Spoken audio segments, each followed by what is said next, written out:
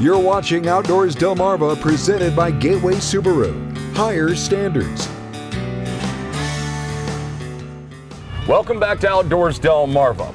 We're headed to Pocomoke City to get a guided tour of the Delmarva Discovery Museum. And if you've never been, we think you'll be utterly amazed.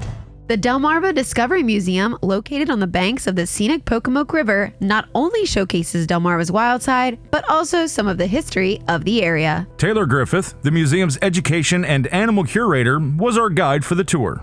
So when we first come into the museum, we come through our two red walls, and it's kind of a step back in time to the colonial periods and when the Native Americans would have been here. So our tribe that we work with, and that would have been back in that era, is the Pocomoke Indian Nation. They're part of the Algonquin tribe, and Algonquin's really just the language that all the different tribes spoke, and then it's a bunch of sub-tribes that went into the Algonquin tribe. So ours is the Pocomoke Indian Nation, and we work with them even to this day to make sure everything in our exhibit is up to how they want their history to be told.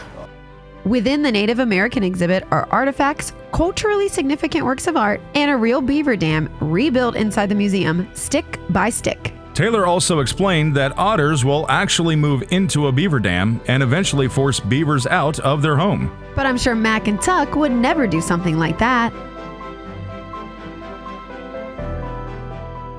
Delmarva is home to lots of God's creatures, and some of them don't have fins or fur. Some have scales and shells, and Taylor explained that Gary the turtle's shell has damage from his encounter with a car. She also reminded us that if you help a turtle cross the road, make sure you take them in the direction they were headed. Otherwise, they'll be right back in the street.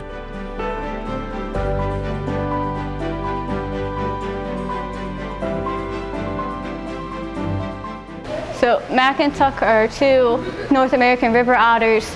Mac is our oldest guy. He's about 9 or 10 years old, and then Tuck is between 8 and 9.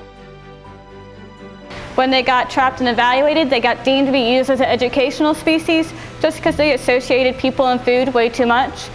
And we are so glad that the farmer contacted USDA, because down in Louisiana, it is still legal to hunt and trap these guys down there. So if they would have been re-released into the wild, they could have came across a farmer that was not as nice as the one that they came across. We use them to educate the public about their species, because the North American river otter is native to our area. They are an indicator species, so you actually see one of these guys out in the wild, that means that that ecosystem is doing really well.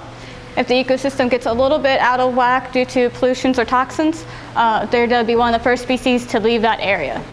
We appreciate Taylor for taking time out of her day to show us around. For more information about the museum, go online to delmarvadiscoverycenter.org. Jason, it's time for the Mount of the Week, brought to us by Longhorn Butcher and Taxidermy. This piebald 10-pointer was harvested on Pocomoke public land in 2021. And Spencer did a fantastic job with it. Make sure to check out Longhorn Butcher and Taxidermy on Facebook. Well, that's going to do it for us this week. Thank you so much for watching. Remember to keep sending in your photos by emailing outdoors@wboc.com. And don't forget to scan that QR code in the bottom right corner of your screen.